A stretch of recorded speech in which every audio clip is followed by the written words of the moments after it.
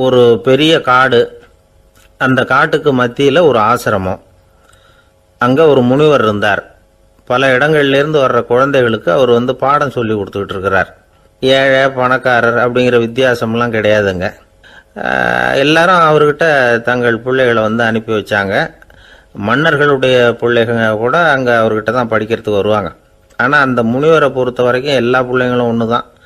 இது யார் வீட்டு பிள்ளைன்னெல்லாம் பார்க்க மாட்டார், எல்லாரும் சமம். மாணவர்கள்லாம் அங்கேயே மாத கணக்கில் வருஷ கணக்கில் தங்கியிருந்து பாடம் கற்றுக்கிட்டு போகிறது வழக்கம். அவராக பார்த்து போன்னு சொல்கிற வரைக்கும் அங்கேயே இருக்கணும், படிக்கணும். குருகுல வாசம்.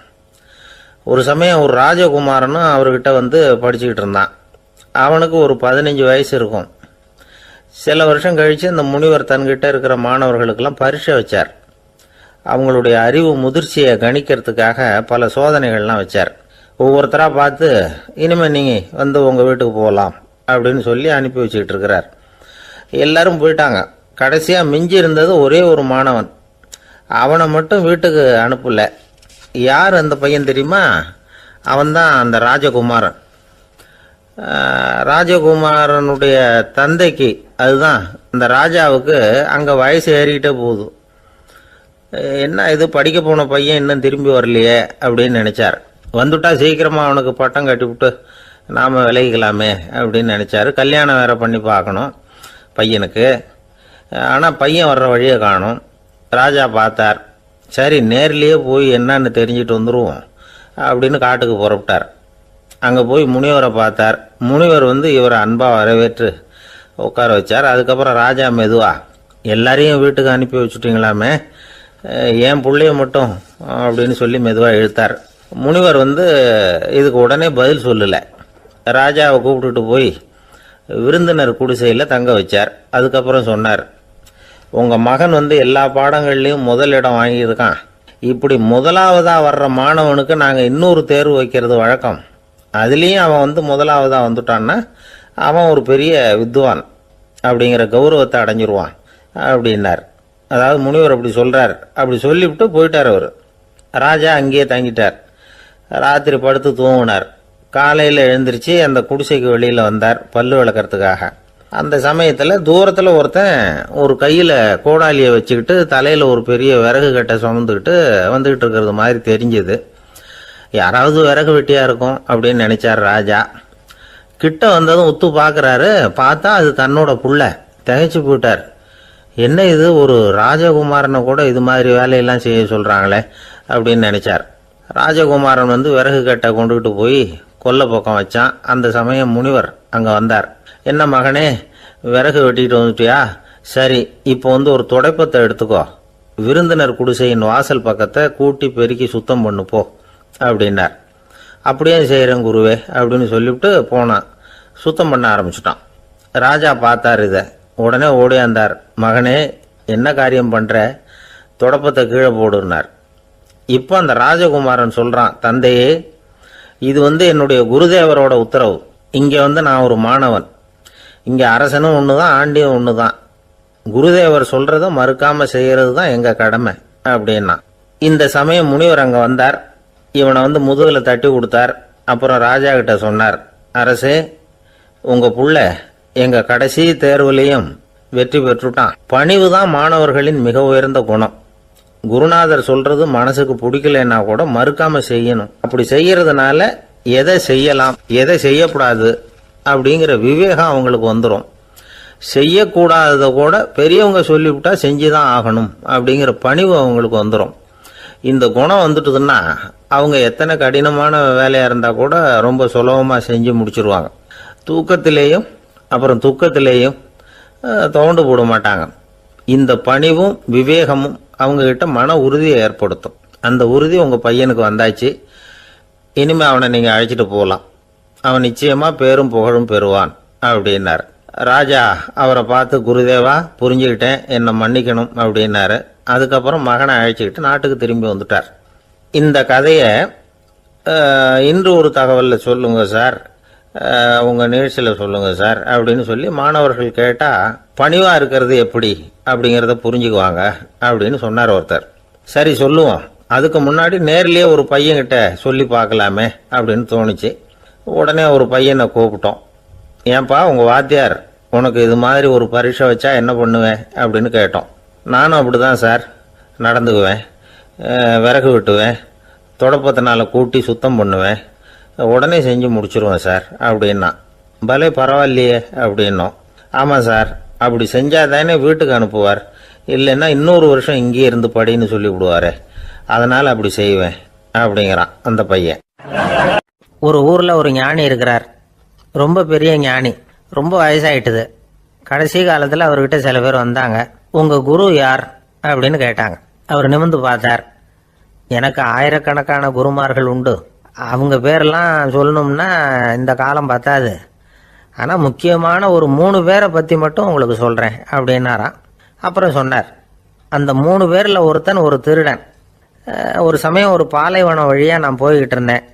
அப்போது வழி தவறி போய் ஒரு கிராமத்துக்கு போயிட்டேன். அது இருட்டு நேரம், நடு ராத்திரி, ஊரே உறங்கி போச்சு.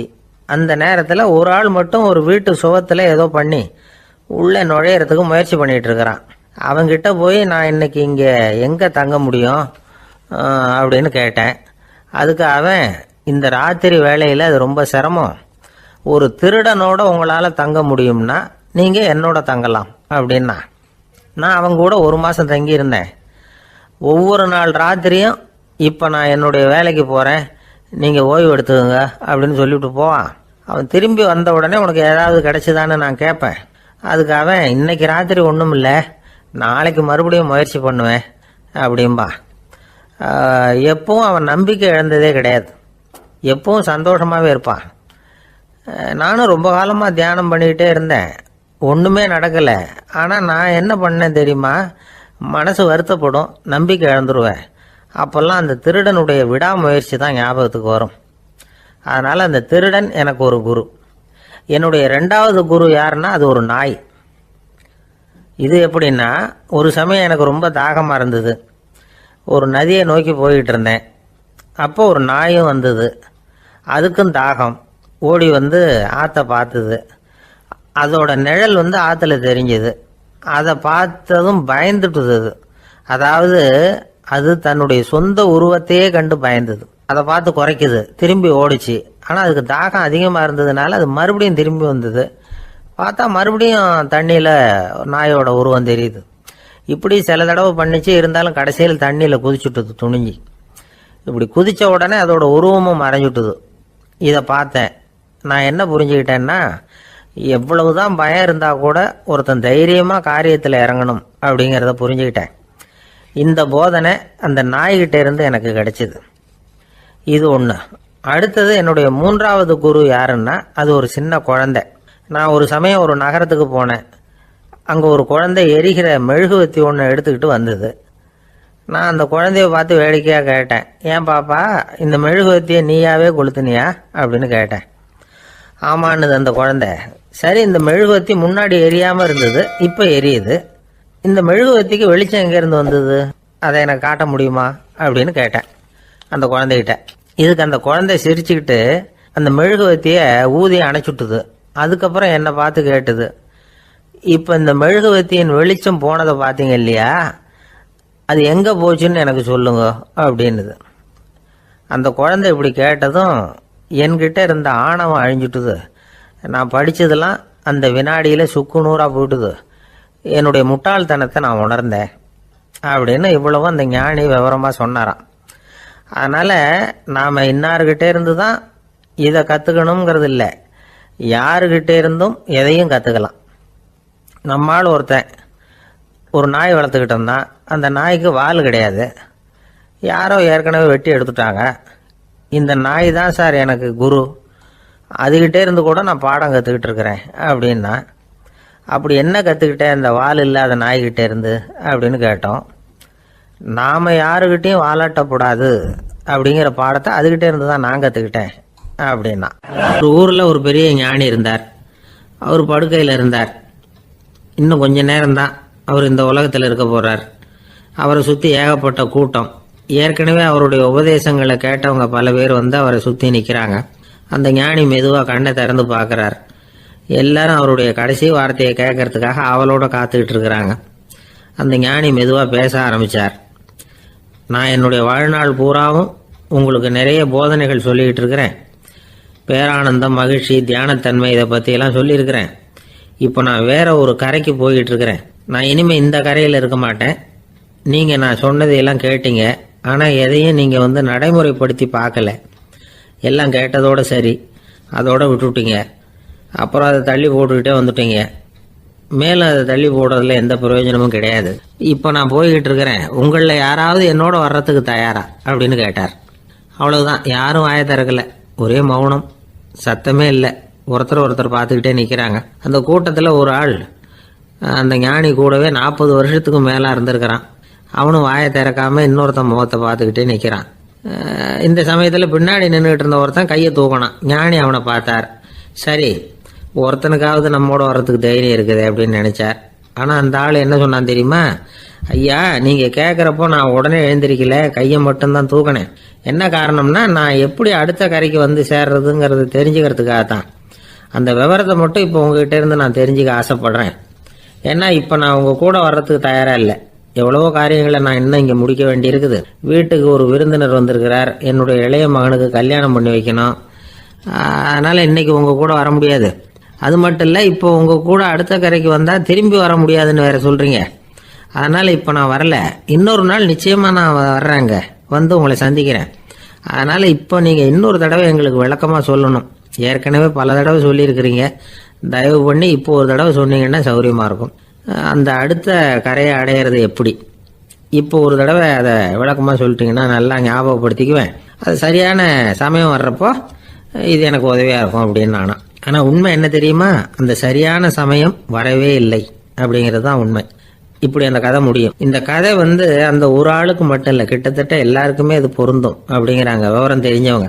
எல்லாருமே அந்த சரியான தருணத்துக்காக தான் காத்துக்கிட்டு இருக்கிறாங்களாம்.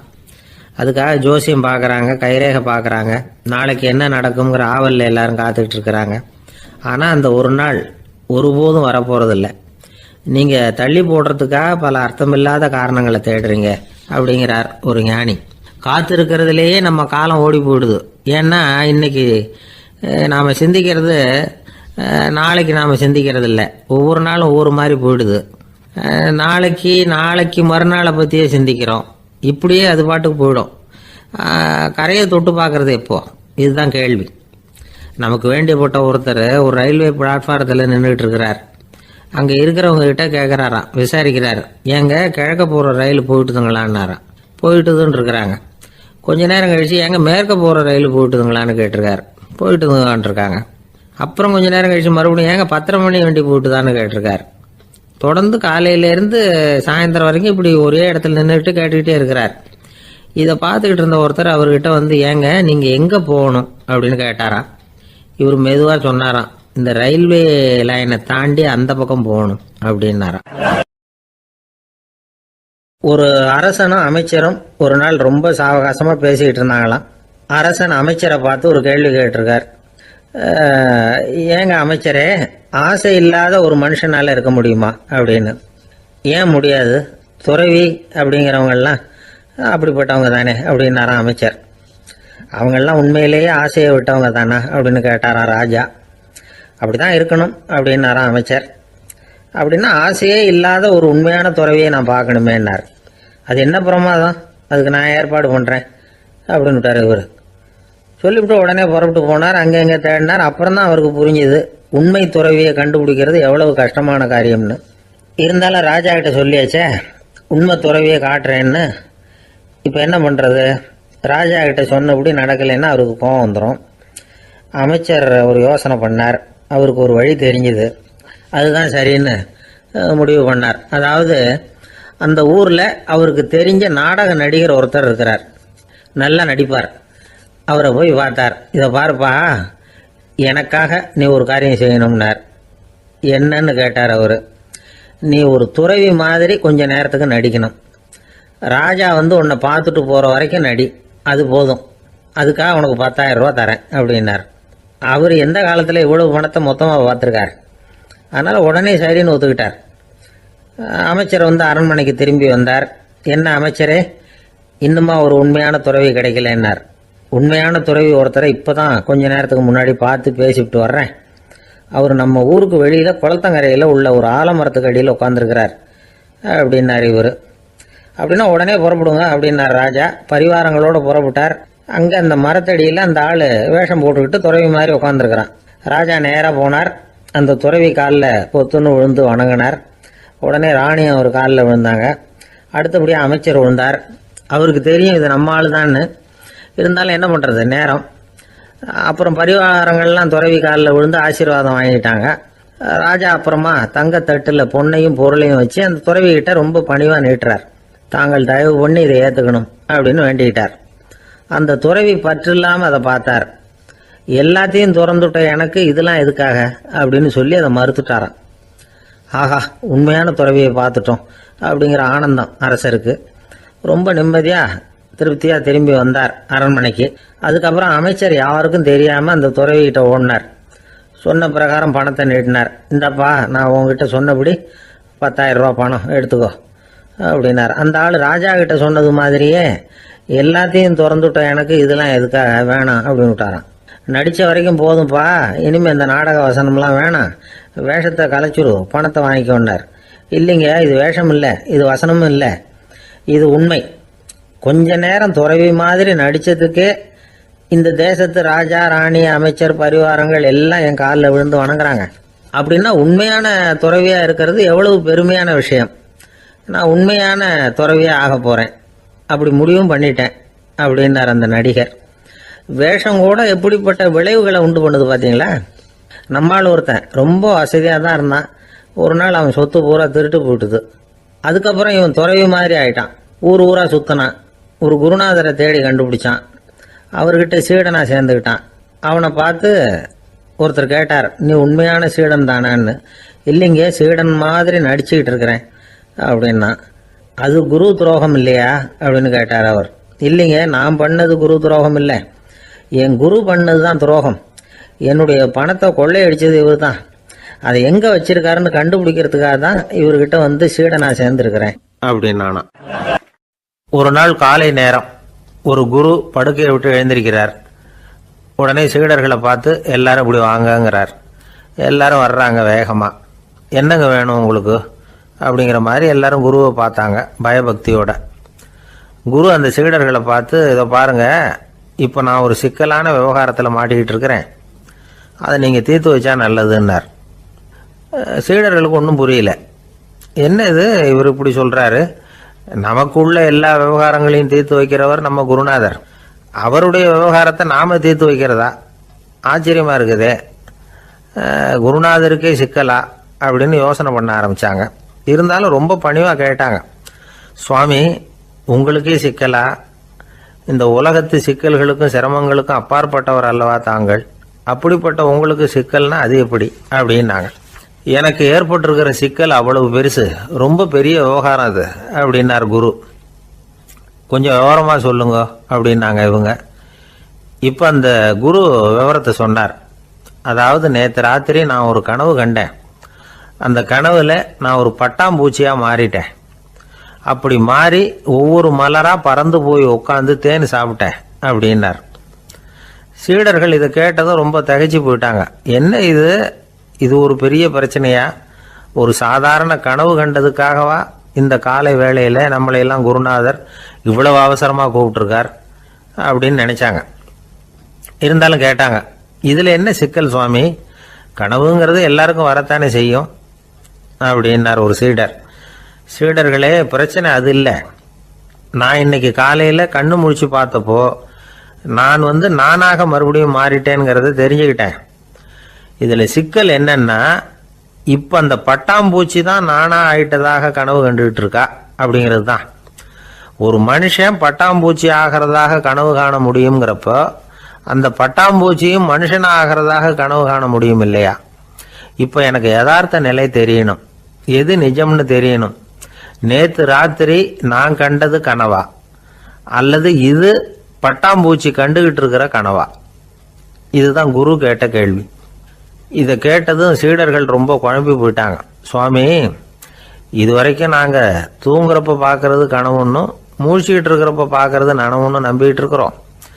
இப்போ எங்களை ரொம்ப குழப்பிட்டீங்க. இதுக்கு பதில் சொல்ல எங்களுக்கு சக்தி இல்லை அப்படின்னு சொல்லிவிட்டாங்களாம். அதுக்கப்புறம் அந்த குரு சொன்னாராம், நினைவு தான் முக்கியமான அம்சம். முடிவு கட்டம்னா பகலின் நினைவுகளை விட இரவின் கனவுகளே ரொம்ப உண்மை. ஒருத்தன் தூங்க போனால் தூங்கிக்கிட்டே இருந்தால் அவன் காணும் கனவு பொய்ங்கிறத அவன் உணர மாட்டான். ஒவ்வொரு கனவும் காணும் பொழுது அது ரொம்ப உண்மையாக தான் தெரியுது. ஒரு கனவு கூட உண்மை இல்லைன்னு கனவுல தோன்றுவதே இல்லை அப்படின்னார் குரு. அகில வாழ்வு அத்தனையும் சொற்பனம் கண்டாய் அப்படிங்கிறார் தாயுமானவர். ஆகையினால நம்ம கனவுலேருந்து நாம் என்னைக்கு முழிச்சிக்க போகிறோம் அப்படிங்கிறது தான் ஒரு முக்கியமான கேள்வி. ஒருத்தர் வந்தார், காலில் கட்டோடு வந்தார். என்னங்க காலில் கட்டுன்னு? சார், நேற்று ராத்திரி தூக்கத்தில் எங்கள் வீட்டு கூரையில் ஏணியை சாத்தி வச்சு இறங்கினப்போ வழுக்கி விழுந்து காலை உடச்சிக்கிட்டேன்னார். உங்கள் வீட்டில் தான் ஏணியே கிடையாது சார் அப்படின்னு. உண்மைதான் சார், நான் கீழே விழுந்து முழிச்சுக்கிட்டதுக்கு அப்புறம் தானே ஏணி இல்லைங்கிறது எனக்கு ஞாபகம் வந்தது அப்படின்னார். பக்தின்னு சொல்கிறோம் இல்லையா, அது 3 வகைப்படும் அப்படிங்கிறார் ஒரு பெரியவர். அது என்ன 3 வகைன்னா, தெய்வ பக்தி, அடியார்கள் பக்தி, குரு பக்தி. அடியார் பக்தியை விட தெய்வ பக்தியை விட குரு பக்தி தான் ரொம்பவும் சிறந்ததுங்கிறார் அவர். தெய்வத்துக்கிட்ட செஞ்ச பாவம் குருநாதர்கிட்ட தீர்ந்துருமா, குருநாதர்கிட்ட செஞ்ச பாவம் தெய்வத்துக்கிட்ட போனாலும் தீராதான். இப்படி பெரியவங்களாம் சொல்லி வச்சிருக்கிறாங்க. ஒரு காடு, அங்கே அயோத தௌமியர் அப்படின்னு ஒரு தபோதனர். அவர் பல மாணவர்களை ஒன்றா சேர்த்து ஒரு குருகுலம் நடத்திக்கிட்டு இருக்கிறார். பல தரப்பட்டவங்க பல திறப்பட்டவங்க மாணவர்கள் அதில் சேர்ந்து படிச்சுக்கிட்டு இருக்கிறாங்க. பாஞ்சால ராஜகுமாரன் ஒருத்தனும் அந்த குருகுலத்தில் சேர்ந்து படிச்சுக்கிட்டு இருக்கிறான். அவன் பேர் ஆருணி.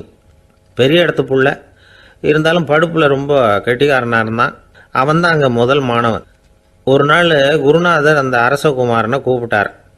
நம்ம குருகுலத்துக்கு சொந்தமான வயலில் தண்ணீர் பெருகி வெள்ளம் பயிரை அழிக்குதான், அதனால் நீ போய் மடையை அடைச்சிட்டு வந்துரு அப்படின்னார். அந்த அரசகுமாரன் உடனே புறப்பட்டான். குருநாதர் சொல்லிட்டார்ல, உடனே புறப்பட்டான். நான் பெரிய இடத்து பிள்ளையாச்சே, ராஜகுமாரனாச்சே, ரொம்ப செல்வாக்கூட வளர்ந்தவனாச்சே, நான் போய் வயலில் இறங்கி வேலை செய்கிறதா அப்படின்னுலாம் அவன் நினைக்கல. குருநாதர் கட்டளையை நிறைவேற்ற வேண்டியது நம்ம கடமை அப்படின்னு நினச்சான். உடனே ஒரு மண்வெட்டியை துவக்கி தோளில் வச்சுக்கிட்டு புறப்பட்டு போயிட்டான். வயலுக்கு போனான். பார்த்தான், தண்ணி கரையை உடச்சிக்கிட்டு வயலுக்குள்ளே ஏகமாக பாஞ்சிக்கிட்டு இருக்குது. இவன் மண்வெட்டியால் களிமண்ணை புல்லோடு சேர்த்து புல் பத்த மாதிரி வெட்டி வெட்டி போட்டான். இருந்தாலும் மடையை அடைக்க முடியல. தண்ணி அதை மீறி வந்துக்கிட்டே இருக்குது. தண்ணி வேகமாக வயலுக்குள்ளே போய்கிட்டே இருக்குது. போடுற பத்தையெல்லாம் கரைஞ்சி கரைஞ்சி போயிட்டுருக்கு. இருந்தாலும் இவன் தன்னுடைய முயற்சியை கைவிடலை. வெட்டி வெட்டி போட்டுக்கிட்டே இருக்கிறான். காலையில் அங்கே போனவன் சாயந்தரம் வரைக்கும் இப்படி செஞ்சுக்கிட்டு இருக்கிறான். உடம்பும் மனசும் ரொம்பவும் சோர்ந்து போச்சு. இருந்தாலும் குருநாதர் இட்ட கட்டளையை நிறைவேற்றாமல் இருக்கிறோமேங்கிற ஒரு குறை அவனுக்கு இருக்குது. குரு கட்டளையை நிறைவேற்றாத நான் இன்னமும் இருக்கணுமா அப்படின்னு யோசனை பண்ண ஆரம்பிச்சிட்டான். என்ன செய்யலாம்னு பார்த்தான். நம்ம குருநாதர் இட்ட பணிக்காக இந்த உடம்பையே தியாகம் பண்ணலாம் அப்படின்னு முடிவு பண்ணான். தண்ணி பாயுதில்ல, அதுக்கு குறுக்க விழுந்து அப்படியே மடையை அடைச்சிக்கிட்டு அப்படியே படுத்துட்டான். இது மற்றவங்களுக்கு தெரியாது. அன்னைக்கு ராத்திரி ஒரு விளக்கு முன்னாடி உட்காந்து குருநாதர் பிள்ளைங்களுக்கு பாடம் சொல்லி கொடுத்துக்கிட்டு இருக்கிறார். வரிசையில் இருக்கக்கூடிய ராஜகுமாரனை காணலை. நம்ம ஆருணி எங்கே போனா அப்படின்னு சொல்லி மற்ற மாணவர்களை விசாரித்தார். இப்போ அவங்க சொன்னாங்க, சுவாமி, அவன் காலையில் வயலுக்கு மடையை அடைக்கிறதுக்காக போனான், நீங்கள் தான் போக சொன்னீங்க, இன்னும் திரும்பி வரல அப்படின்னு அவர் பையன். குருநாதர் உடனே ஒரு தீவெட்டி எடுத்துக்கிட்டு மாணவர்களை அழைச்சிக்கிட்டு வயலுக்கு போனார். அங்கே போய் பார்த்தா ஆளை காணும். ஆருணி ஆருணின்னு சொல்லி சத்தம் போட்டு கூப்பிட்டு பார்க்குறார். நான் இங்கே இருக்கேன் குருநாதா அப்படின்னு காலுக்கு அடியிலேருந்து ஒரு சத்தம் வருது. குனிஞ்சு பார்த்தா அவன் மடையில் படுத்துருக்கிறான். என்னப்பா இதுன்னார். காலையிலேருந்து இந்த மடையை அடைச்சி பார்த்தேன் சுவாமி, முடியல, அதனால் இப்படி குறுக்க படுத்துட்டேன். என்னை தாண்டறதுக்கு பயந்து போய் தண்ணியே தேங்கி நின்றுட்டுது அப்படின்னா. அவனுடைய குரு பக்தியையும் அவனை தாண்டறதுக்கு அஞ்சு நிற்கிற தண்ணி தேக்கத்தையும் பார்த்துட்டு எல்லாரும் ரொம்ப ஆச்சரியப்பட்டு போயிட்டாங்களாம். ஆருணி எழுந்திரிச்சு வா அப்படின்னு கூப்பிட்டாரான் குருநாதர். அவன் தண்ணீரை பொழந்துக்கிட்டு எழுந்திரிச்சு வந்தானான். அதனால் அவனுக்கு உத்தாலகன் அப்படின்னு ஒரு பேர். உத்தாலகன்னா தண்ணீரை பிளந்தவன் அர்த்தம். அந்த உத்தாலகன் மாதிரி இந்த காலத்து மாணவர்களுக்கும் குரு பக்தி வேணும் அப்படின்னு சொன்னோம் ஒரு பள்ளிக்கூடத்தில். உடனே நிறைய மாணவர்கள் எழுந்திரிச்சு நின்னாங்க. சார், நீங்கள் எங்களை இன்னமும் சரியாக புரிஞ்சுக்கலன்னு நினைக்கிறோம். அன்னைக்காவது ஒருத்தன் அப்படி இருந்தான், இன்னைக்கு ஏகப்பட்ட உத்தாலகர்கள் இருக்கிறோம். எங்கள் வாத்தியார் கட்டளை இட்டா இப்போவே அது மாதிரி வயலுக்கு போய் மடையில் குறுக்கப்படுத்துக்கிறதுக்கு இந்த வகுப்பில் உள்ள அத்தனை பேரும் தயாராக இருக்கிறோம் அப்படின்னாங்க. அப்படியா அப்படின்னு சொல்லி கேட்டோம் ரொம்ப சந்தோஷமாக. ஒருத்தன் ரொம்ப அடக்கமாக எழுந்திரிச்சான். அப்புறம் சொன்னான், ஆமாம் சார், வகுப்பில் இவர் நடத்துகிற பாடத்தை கேட்டுக்கிட்டு இருக்கிறத விட பேசாமல் போய் மடையில் படுத்துடுறது ஒன்றும் கஷ்டமான காரியமாக இருக்காது. அதனால தான் எல்லாரும் அங்கே போகிறேன்னு சொல்கிறோம் அப்படிங்கிறான். கங்கை கரை தோட்டம் பக்கத்தில் ஒரு ஆசிரமம், அங்கே ஒரு பெரியவர் தங்கி இருக்கிறார். அவர் தான் ராமகிருஷ்ண பரமஹம்சர். அந்த ஆசிரமம் இருந்த இடம் கரக்பூர். வங்காளத்தில் பொதுவாக எல்லாரும் மீன் சாப்பிட்றது உண்டு. கங்கையில் குளிச்சுட்டு கையில் ஒரு மீனோடு வர்றது வழக்கம். இவர் இருக்கிற இடத்துக்கு கங்கையில் படகு வழியாக வரணும். அப்படி தான் எல்லாரும் வருவாங்க. வர்றவங்கள ஒன்று கூட்டி ஆன்மீக விஷயங்களை பற்றி பேசிக்கிட்டு இருப்பார். ஒவ்வொரு நாள் ஒவ்வொருத்தர் நகரத்துக்கு போகணும். வரும்பொழுது மீன் கொண்டுகிட்டு வரணும். அதுக்கு ஒரு அட்டவணையே உண்டு ஆசிரமத்தில். அது பிரகாரம் ஒரு நாள் சுவாமி யோகானந்தர் படகில் போனார். படகை செலுத்தினவங்க ராமகிருஷ்ணரையும் சுவாமி யோகானந்தரையும் மற்றவங்களையும் பித்தர்கள் அப்படின்னு சொல்லி ஏளனமாக பேசினாங்க. அவங்க என்ன பைத்தியம் பிடிச்சவங்க அப்படிங்கிறது மாதிரி. சுவாமி யோகானந்தருக்கு ரொம்ப மென்மையான இதயம். இவங்க இப்படி கண்ணாபின்னான்னு பேசுகிறத பார்த்தா மீனை வாங்கிட்டு திரும்புகிறப்போ என்ன நடக்குமோ அப்படிங்கிற பயம் வேற வந்துட்டுது அவருக்கு. அவ்வளவு மென்மையானவர். இதை தெரிஞ்சுக்கிட்ட ராமகிருஷ்ணர், யோகானந்தா இங்கே வா அப்படின்னு கூப்பிட்டார். இவர் கண்ணீரை தொடச்சிக்கிட்டே கிட்ட போனார். சொன்னார், ஐயா, படகு ஓட்டுறவங்க உங்களை பற்றி மோசமாக பேசுகிறாங்க. என்ன திட்டினா பரவாயில்ல, ஆனால் உங்களை அவங்க திட்டுறாங்க. அதை என்னால் தாங்கிக்க முடியல அப்படின்னார். இதை கேட்டதும் ராமகிருஷ்ணருக்கு கோபம் வந்துட்டு தான். என்னது, உன்னுடைய குருவை பற்றி அவங்க மோசமாக பேசும்பொழுது நீ சும்மா இருந்தியா? வெளியில் போ அப்படின்னு விட்டார். குரு நிந்தனை செய்கிறப்போ அதை கேட்டுக்கிட்டு சும்மா இருக்கலாமா? குரு நிந்தனையை கேட்டால் பாவம் இல்லையா? என்னை தூற்றும் போது அவங்க பாவம் செய்கிறாங்க. அதை கேட்டுக்கிட்டு நீ சும்மா இருந்தால் நீயும் பாவம் செய்கிற அப்படின்னாராம். அடுத்த நாள் சுவாமி நிரஞ்சனானந்தர் போக வேண்டிய நாள். இவர் படகுல போகும்பொழுதும் அதே மாதிரி நடந்துதான். அவங்க மோசமாக பேச ஆரம்பித்தாங்க, திட்ட ஆரம்பித்தாங்க. அப்படி கேலி பண்ண ஒருத்தனை இவர் என்ன பண்ணார், பலார்னு கன்னத்தில் அரைஞ்சிட்டார். இன்னொருத்தனை கங்கையில் தூக்கி எறியறதுக்கும் தயாராகிட்டார். அதுக்கப்புறம் அவங்க யாரும் வாயை திறக்கலை. மீன் வாங்கிட்டு வர்றப்பவும் படகுல ஒரே அமைதி. அவ்வளவு பயம் அவங்களுக்கு. ராமகிருஷ்ணர் கூப்பிட்டு விசாரித்தார் என்ன நடந்ததுன்னு. இவர் சொன்னார், அவர் யோகானந்தா போகும்பொழுது என்ன நடந்ததோ அப்படியே தான் இப்பவும் நடந்தது. குரு நிந்தனை செய்கிறத கேட்டுக்கிட்டு நான் சும்மா இருப்பேனா? ஒருத்தனை அப்படியே அரைஞ்சுட்டேன், இன்னொருத்தனை ஆற்றுல தூக்கி போட்டுருவேன்னு பயமுறுத்தினேன், அவ்வளவுதான் அப்படின்னாராம். இப்போவும் ராமகிருஷ்ணருக்கு கோபம் வந்துட்டு தான். என்ன இது, அணியறது காஷாயம், இருக்கிறது ஆசிரமம், உனக்கு இவ்வளவு கோபம் வந்ததுன்னா அப்புறம் என்னத்துக்கு ஆசிரமத்தில் இருக்கணும்? பிரம்மச்சாரி எப்பவும் அமைதியாக இருக்கணும் அப்படின்னு அறிவுரை சொன்னாராம் ராமகிருஷ்ணர். அப்போ இவர் கேட்டாராம், ஏங்க அவருக்கு ஒரு விதமான அறிவுரை சொன்னீங்க, எனக்கு வேற விதமாக அறிவுரை சொல்கிறீங்க, இதில் எது உண்மை அப்படின்னு கேட்டிருக்கார். இதுக்கு ராமகிருஷ்ணர் சொன்ன பதில் என்னன்னா, அட அசடே, சக்கரத்தில் காற்று அதிகமாக இருந்தால் குறைக்கணும், குறைச்சலாக இருந்தால் கூட்டணும். அவன் சாது, அவனுக்கு அதிக உணர்ச்சி தேவை, உனக்கு படபடப்பு அதிகம், உனக்கு பொறுமை தேவை அப்படின்னாராம். இதில் உள்ள கருத்து என்னன்னா, கல்விங்கிறது எப்படின்னா அதை சூழ்நிலைக்கு தகுந்த மாதிரி கற்பிக்கணும். எல்லாருக்கும் ஒரே மாதிரி கற்பிக்கக்கூடாது. கேட்குறவர் தகுதி, புரிஞ்சுக்கிற திறமை, இதை பொறுத்து கல்வி அமையணும். ஆரம்ப காலத்தில் ஒரு குரு, அப்போ ஒரு சீடன் இருந்தான். அது வேடிக்கையான குரு, வேடிக்கையான சீடன். ஒரு ஆசிரமம். ஒரு நாள் ஒருத்தன் அவசரமாக அந்த குருவை தேடி வந்திருக்கிறான். என்ன விஷயம்னு விசாரித்தார் குரு. உங்கள் சீடர் என்னை அடிச்சுட்டார் அப்படின்னு புகார் பண்ணானா அந்த ஆள். குரு சீடனை கூப்பிட்டார். அடிச்சியா இந்த ஆளை அப்படின்னு கேட்டாராம். ஆமான் இருக்கான் சீடன்.